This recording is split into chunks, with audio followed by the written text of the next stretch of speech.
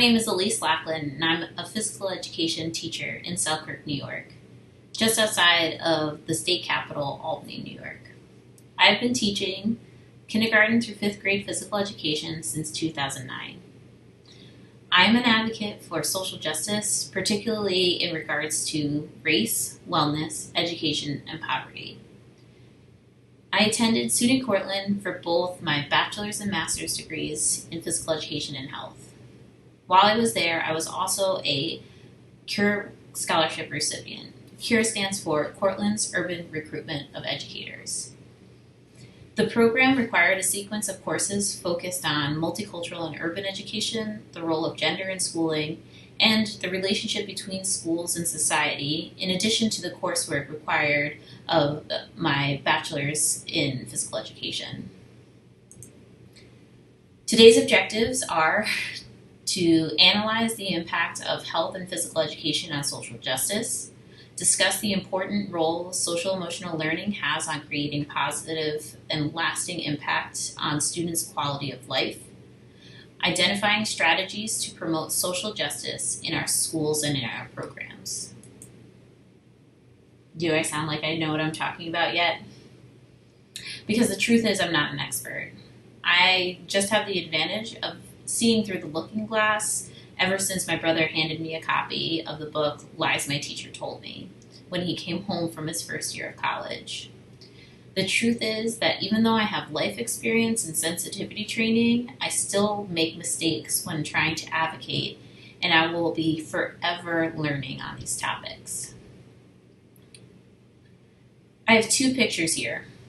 One picture of me advocating for the health and wellness of children in the Delta region of Louisiana, and one is an Instagram post from the one and only Dee Dee Delgado. I met Dee Dee at a Power Breakfast Club gathering where we were discussing colorism. Just what you want to talk about at 6:30 in the morning on a Tuesday, right?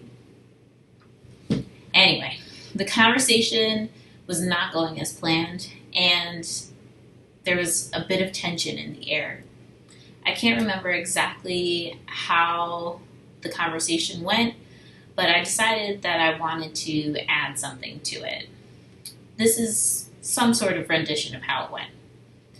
I just started this book called So You Want to Talk About Race by, I can't pronounce the author's name, but you can look it up. So far it's been really good for me to get more comfortable having conversations surrounding race, which prompted a response from Dee Dee that paraphrased amounts to, the author's name is Ajima Ulu, and it's offensive that you didn't even try to make an attempt at her name. She matters. The fact that she wrote the book that you're referring to matters. I was embarrassed, and I'm sure that my face turned really red. At the end of the group discussion, I made my way over to Dee Dee to talk about what had happened, because it just wasn't sitting right with me. The story that I tell myself is that as I was approaching her, she was preparing for some sort of caucasity to come out of my mouth. And if I'm being really honest, that was what my initial reaction was. In my own head, all I could think of were excuses that could defend my white fragility. But in the end, I knew what I had to do. I apologized and thanked Dee Dee for pointing out my privilege. This is the goal statement of physical education from the Shape America grade level outcomes document. The goal of physical education is to develop physically literate individuals who have the knowledge, skills, and confidence to enjoy a lifetime of healthful physical activity. The statement goes on to create a functional definition of what a physical literate individual is, listing what they know, what they do, and what they value. The goal then guides what has become the overarching standards of physical education, and then trickles down into grade level outcomes and assessments until we reach what the student learning objectives for the lesson plan will be. What we do every day comes back to this page right here. I find the fifth standard the most intriguing. It tasks teachers with establishing a value system within each of their students. When I get to this standard, I become very philosophical. This slide is actually taken from a lesson I've been doing the past 3 years with my students on the first day of school. In this slideshow, I'm trying to establish that the norm of physical education is not just an activity time. It's a time to learn and explore movement, as well as how movement plays a role in students' lives. During this lesson, I asked students to think about why they pick the physical activities they pick. And in each unit throughout the year, it comes back to these values. The whys of physical activity, but also these are the whys of why you pick any behavior. When you think about it, do you read for your health, enjoyment, the challenge, social interaction, self-expression? At conferences and on Twitter, it's really easy for all of us to fall into a false sense of security that we have created a culture that nails the standards and the goals of physical education. There's just one thing. It's very clear that we don't. Anyone remember this from a few summers ago? An article in the New York Times about the impact of physical education. Trigger warning. They call it gym class. Remember, when you're triggered, to be vulnerable and not defensive. Take a breath. People tended to harbor vivid memories of gym class. The results could have implications for motivating adults to stay physically active. Uh-oh. Let's go. Let's dig in a little deeper. People's memories of gym class turned out to be, in fact, surprisingly, quote, vivid and emotionally charged. The researchers write in the study, which was published in the Translational Journal of American College of Sports Medicine. And those memories had long shadows affecting people's exercise habits years later. Oh crap, this isn't looking good. It goes on. The most consistent associations were between unpleasant memories of PE classes, they got it right that time, and lingering resistance to exercise years later. People who had not enjoyed gym class as children tended to report they did not expect to like exercise now and did not plan to exercise in the coming days. Ouch. That stings.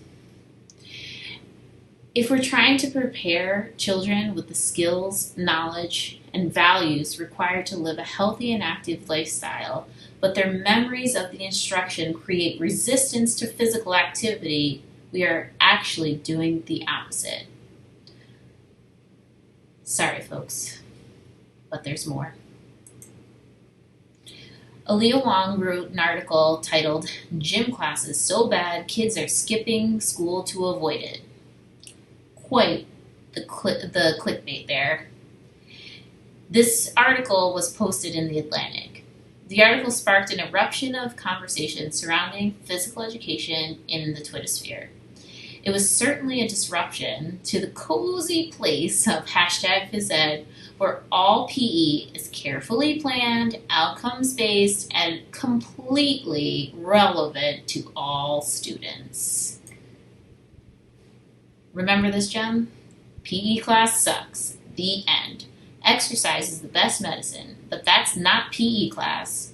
You know what PE taught me and my kids? To hate exercise and that special joy of coming in last.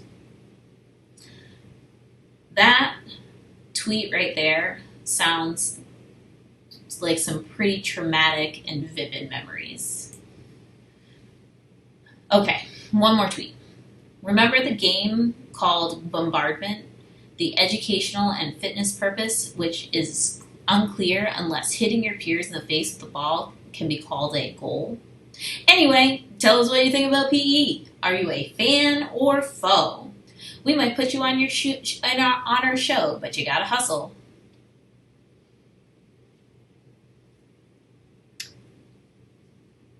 They invoked the dodgeball debate. They don't even know what they opened up there. While the validity of the article is questionable, Aaliyah Wong got at least one thing right. There's a lot to unpack here.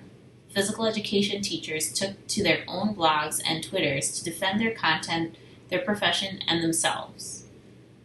What if instead of getting defensive, though, over the intent of our physical education classes, we wondered about the impact of the learning opportunities we provide in our classrooms? Have you ever tried to Google a stock photo of a physical education teacher or think for a minute how a PE teacher is portrayed in pop culture? Now, a woman phys ed teacher is not that great. Here's a clip from the movie Jumanji, the one with the rock, not the original. I think it is one of the kindest portrayals of a physical education teacher I've seen in pop culture. Let's take a look.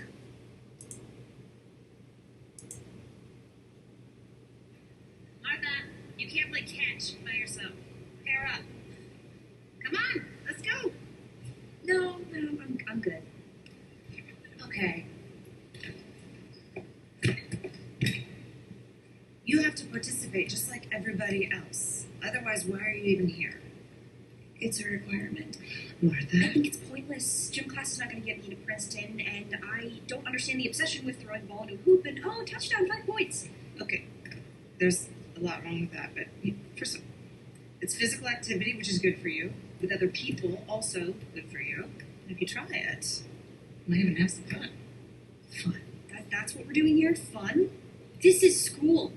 We are supposed to be learning things that actually matter. Okay, we don't have a lot of time in this life, and I personally don't want to waste it on being like a gym teacher. It came out wrong. Yeah, it sure did. That's detention. That was hardcore. Badass.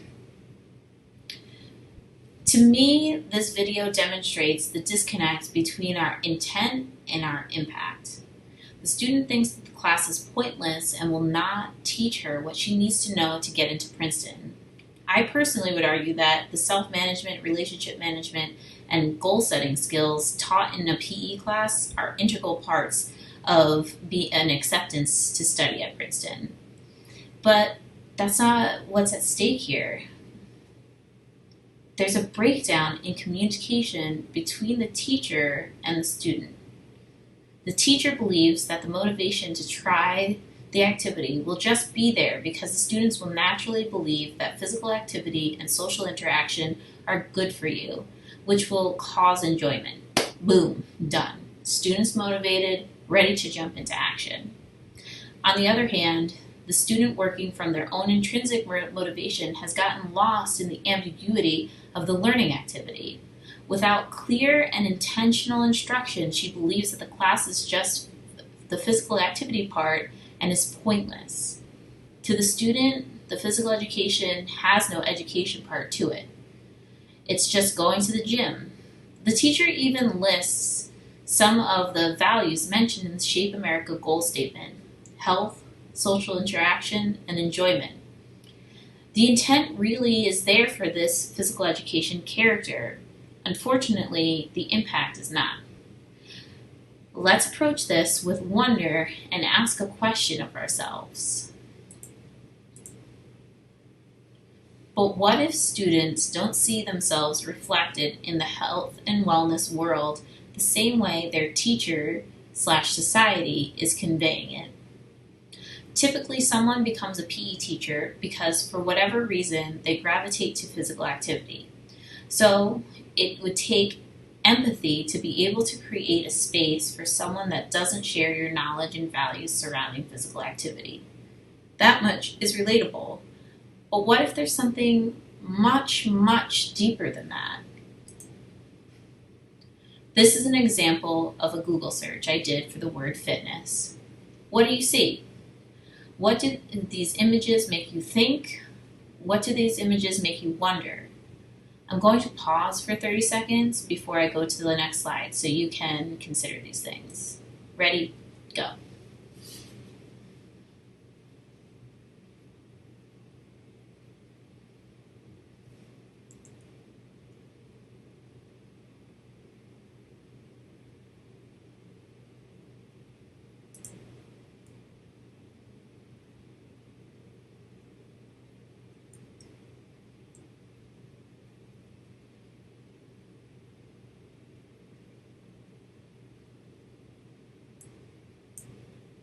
Okay, now this is a search for the word fitness, but then I clicked the buttons for men and body to filter the results. Same thing.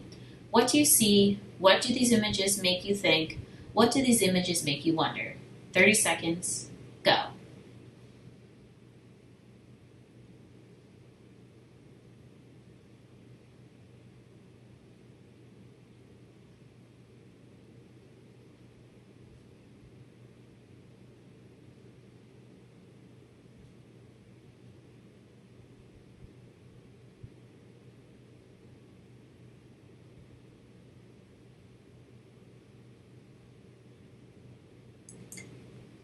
How about for this one? I filtered this time for women's and body.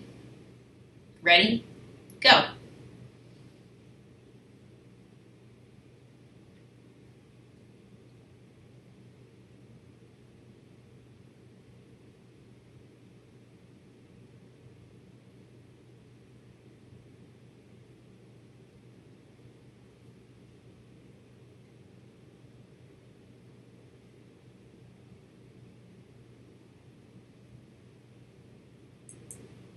Last one. The filters are set for body and then perfect because apparently that's an option. What do you see? What do these images make you think? What do they make you wonder?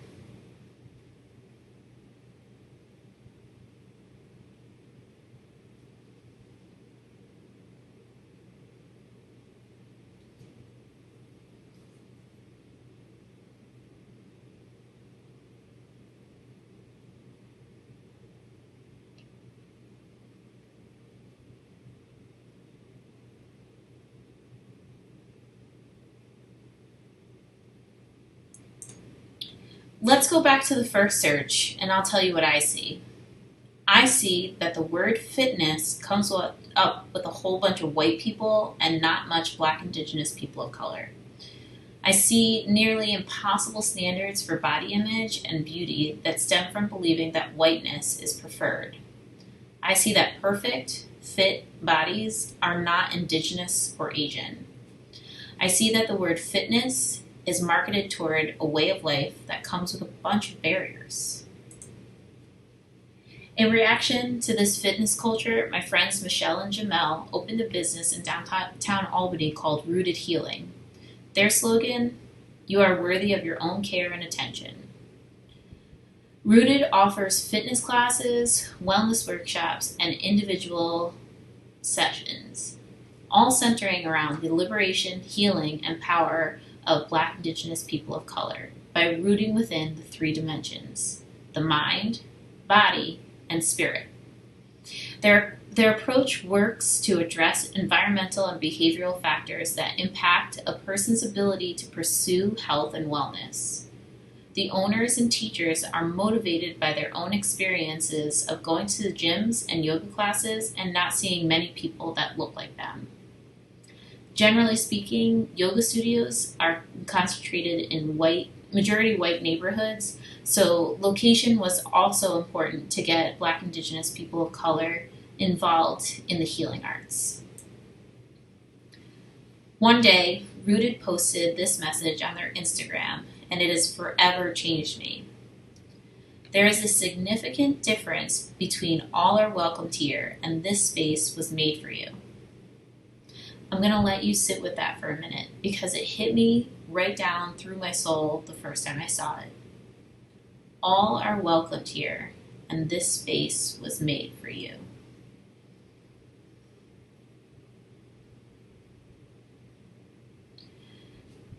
Is there a population of students that you think of when you hear this quote?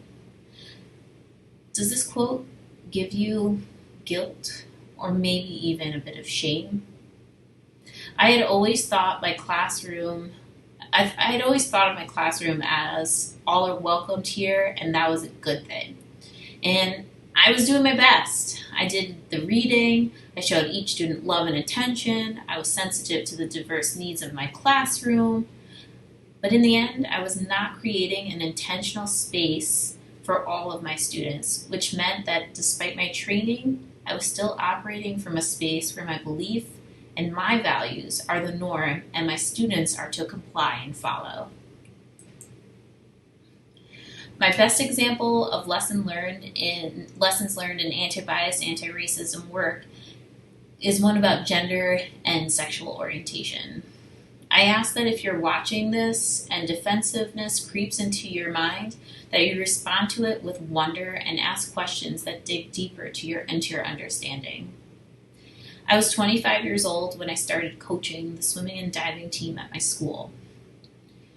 My predecessor had been removed from the position due to his constant emotional abuse that he was inflicting on the student athletes, and I had no idea what I was doing. I had swam on what's called a country club swim team, which in the swimming world translates to the equivalent of a bar league level of commitment and competition. I was a fully certified water safety instructor and very proficient in the basics of swimming, but workouts, meets, strategy, not my strong suit. So I did what I do. I hit the books, studied hard, and gave it the old college try. It did not go well. But that part is also not what the team really needed. What they needed was a coach they could trust. That part I could do. I realized this, and so I related to them and I loved them. I learned their inside jokes and their quirks. I gave hugs and pulled them out of events when they felt too much pressure to perform. When the conversations turned to dating, I gave advice that no one asked for. I'm 25 and boys are still not worth it. There will be more time. And other cisgender heteronormative suggestions of the sort. As it turned out, my norm was not shared with all of the students, athletes I was coaching. Shocker, right? As time passed, many of the athletes pictured here came out as queer. Thankfully, I loved some of them enough that they trusted me to be an ally. But I was not so kind to myself. I replayed every incident of cisgender heteronormative action I had taken. I had not created an intentional space for the questioning teens I was coaching. My saving grace in all of this was that I was so honest and loving to them that I accidentally created that space for the students that felt that love. But the questioning teens I was not able to accidentally connect with were not afforded that space. And even with the intention of a loving space, the impact was no space created. This created hierarchies and patterns of behavior that led to the pool not being as safe as I thought it was making it. I have such a deep connection to the student athletes pictured here. They taught, and if I'm really being honest, continue to teach me a lot about being an adult kids can trust. When you think about your daily teaching, is there certain language that you are using that might cause questioning students to feel unsafe? A common go-to in this context is using the word guys to refer to the group. I'm asking you to go deeper into your practices and in your daily thinking and planning what in that space takes away space instead of creating it.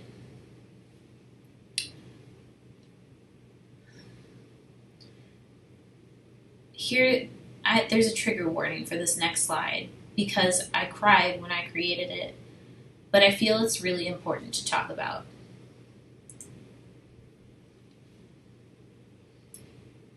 This is a picture of Ahmed Aubrey.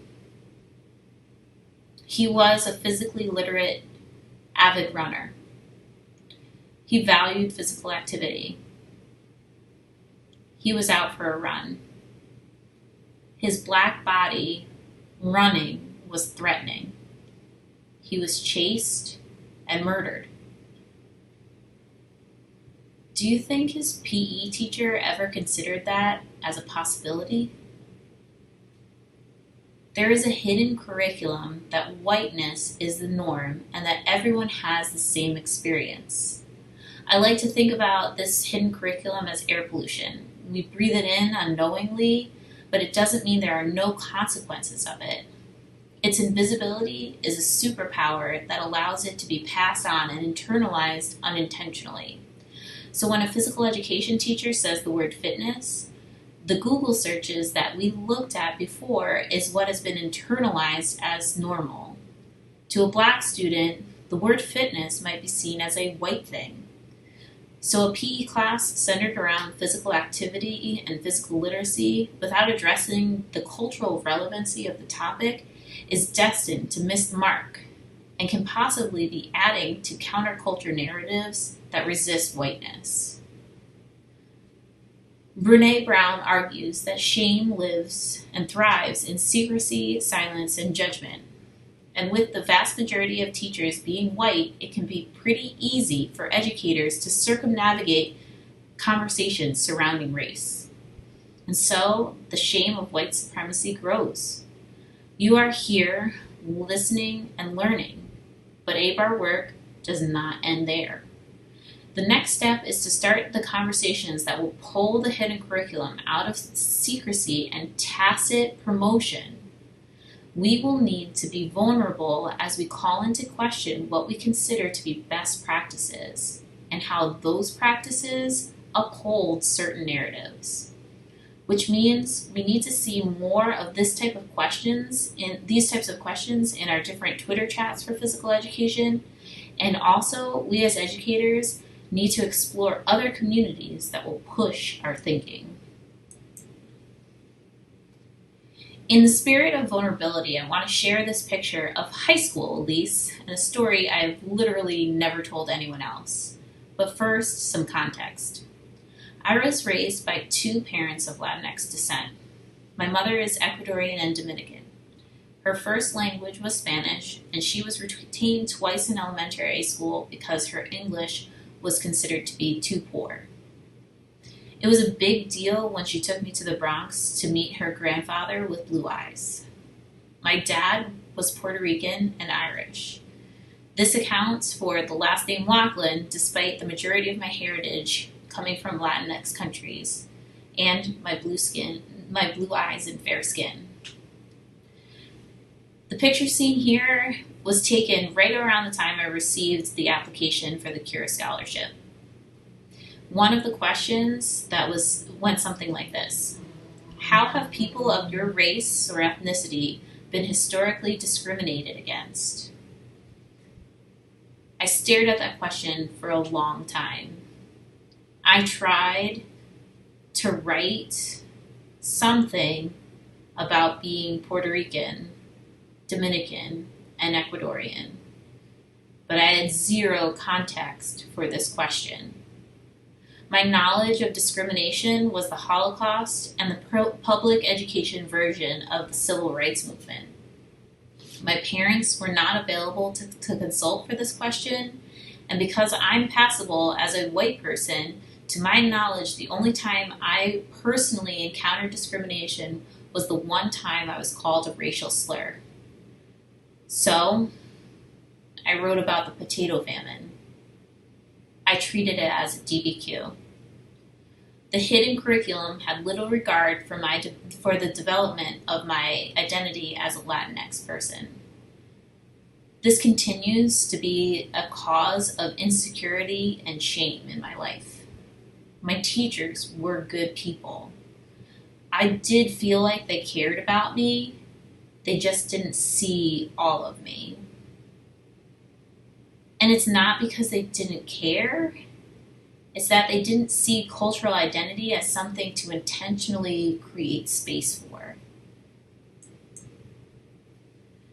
This is one version of what is known as the cultural iceberg. It's a visual representation of the parts of a culture that are easily visible to those that are largely unseen but shape a culture's day-to-day environment and behavior.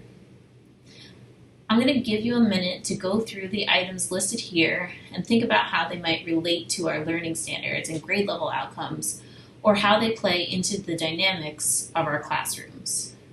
Go ahead.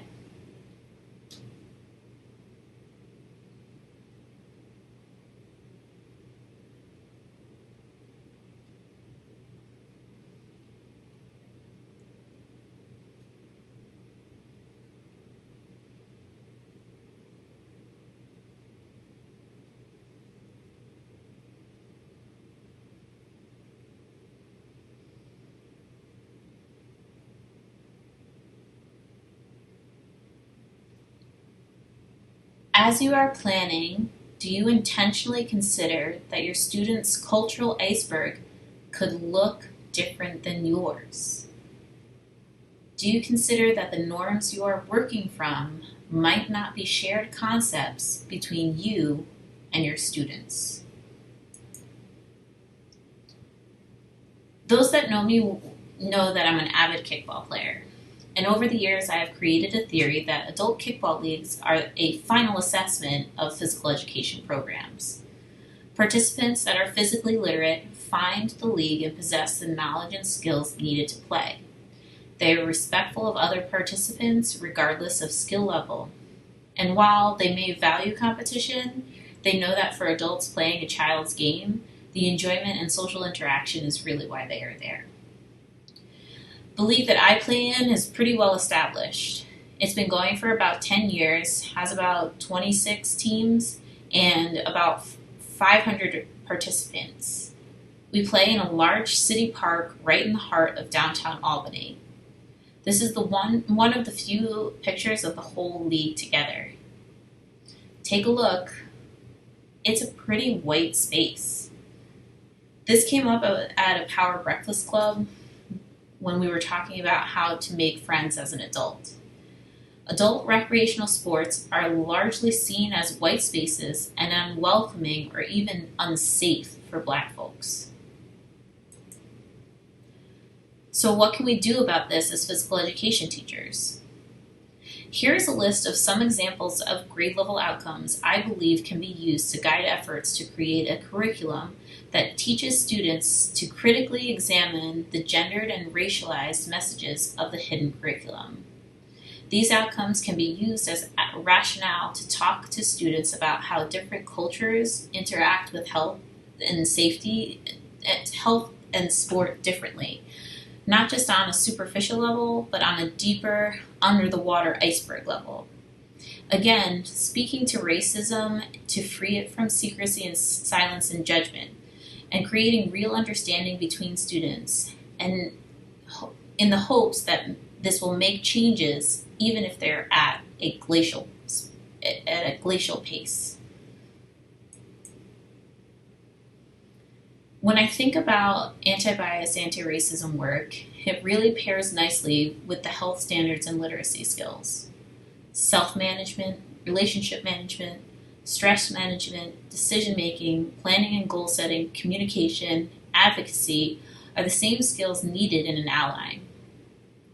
And the standards for health education lay out a mission to create students that constantly analyze and identify the predisposing, enabling, and reinforcing factors of their behaviors.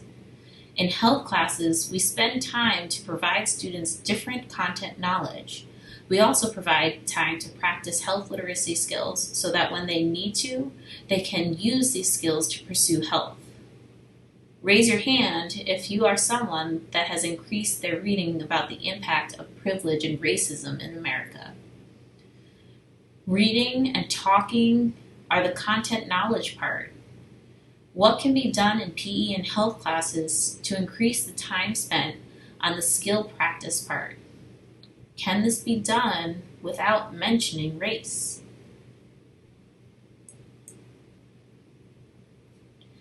My mind was blown the first time that I saw Dr. Williams from Hip Hop Public Health speak. He addressed physical education and health education teachers as frontline responders in public health.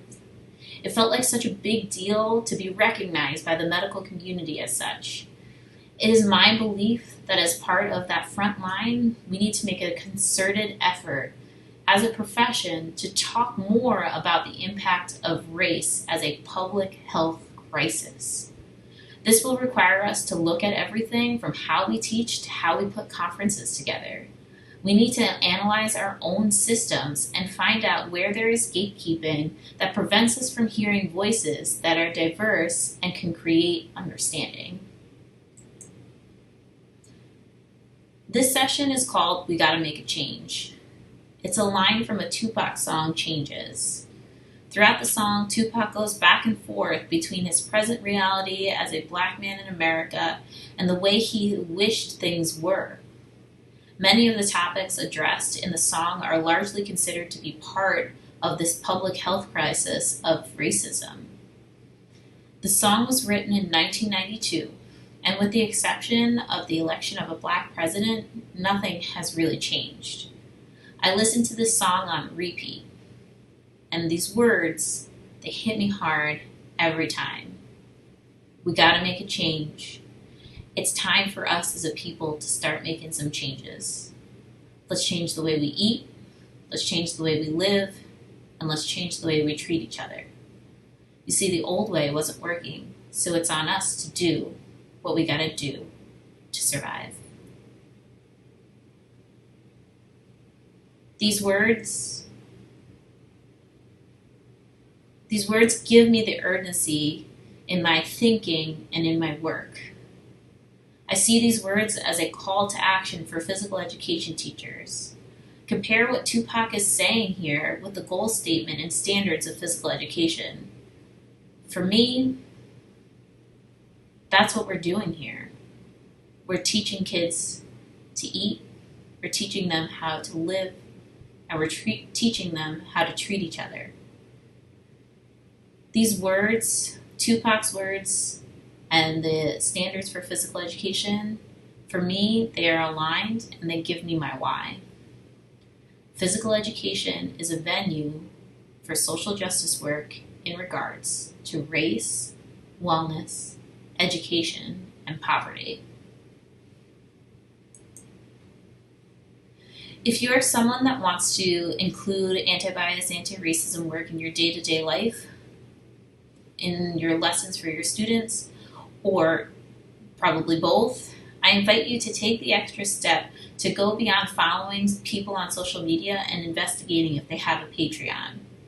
I have listed here the 3 that have been the most influential in the work that I've been doing. These Patreons and Patreons in general are a way we can pay these writers and content creators for their work. Being an activist takes a lot of time and energy, and they should get paid for that time and energy and for putting out their work. There are different levels of monthly contributions for each one, and you can support this work by paying the people that do it. Lastly, I have 3 questions for you because reading and listening about anti-racism doesn't make you an anti-racist. It takes a lot of questioning and reflection, so here are 3 to get you started. Why did you become a PE teacher? Has your original why changed since you started? Side note, if your why is the kids, you need to dig deeper. I want it to be way more meaningful than that. What is a lesson you already have that you can insert an open discussion about identity with your students?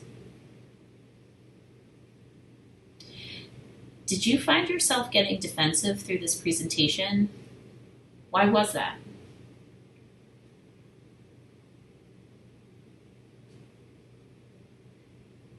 I'll stay on here to talk about these questions if you want. Feel free to do them on your own or discuss them in the chat. It's been lovely. Talk to you soon. Thank you for watching this session from EPEW 2020.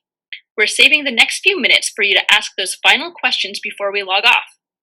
If you have any questions afterwards, please reach out to the presenter or send a message to EPEW through our website. Don't forget that we have more amazing sessions going on. Head over to our website, epew-cp.weebly.com, and look for the virtual EPEW 2020 tab. You can also access the presentations on YouTube by typing in the hashtag EPEW 2020. We'd like to thank the amazing EPEW committee for all their hard work over this past year. This event would not have been possible without their dedication, commitment, and volunteering their time to providing high-quality professional development. Don't forget about our other events like our socials and share times. Links can be found on our website. Remember our motto for EPEW, come to learn, leave as family. Thank you for joining our family today.